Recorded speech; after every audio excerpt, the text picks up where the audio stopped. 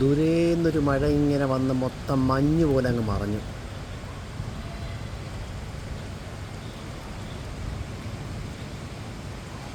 പുഴയുടെ ഇങ്ങനെ ആ വെള്ളം വീഴുന്നതിൻ്റെ പാട് കണ്ടോ? വെള്ളം വീഴുന്നതിൻ്റെ പാട് അങ്ങ് അറ്റം വരെയുണ്ട്. കണ്ടോ?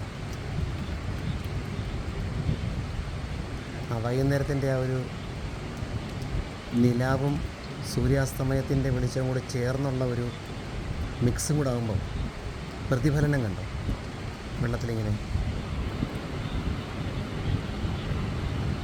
ഇപ്പം ഓരോ മഴയും പെയ്യുന്നത് കാണാൻ പറ്റും ക്ലോസപ്പിൽ കണ്ടോ.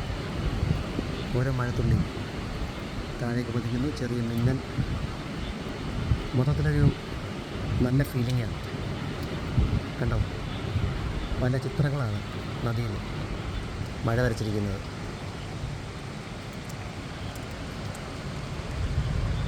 ചെറിയ ഇടി കുടുങ്ങുന്നുണ്ട്, ചെറിയ മിന്നലുണ്ട്. ഒറ്റപ്പെട്ട വീടുകളാണ്. ഒരു പാശ്ചാത്യ രീതിയിലാണ് ഇവിടെ മൊത്തം കാണപ്പെടുന്ന വീടുകൾ. ഇതൊക്കെ മഞ്ഞിൽ മറഞ്ഞുപോയി. മഞ്ഞിലല്ല, മഴയിൽ. ആ സൈഡിൽ നിന്നാണ് മിന്നൽ വരുന്നത്. മിന്നൽ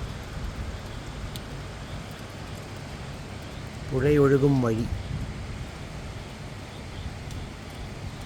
താഴത്തെ കോർട്ടൊക്കെ നനഞ്ഞ് ഒരു വിധമായി. പുല്ലൊക്കെ അതുപോലെ പച്ചപ്പൊക്കെ മാറി.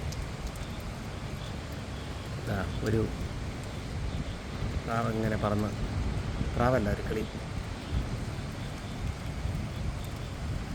മിന്നൽ ഒരു പക്ഷേ കഠിനമായേക്കാം എന്നതുകൊണ്ടും 23ാമത്തെ നിലയിലെ മിന്നൽ അത്ര നിസ്സാരമായിരിക്കില്ല എന്നതുകൊണ്ടും ഞാൻ പതിയെ വീഡിയോ എടുക്കുന്ന പരിപാടി നിർത്തുകയാണ്.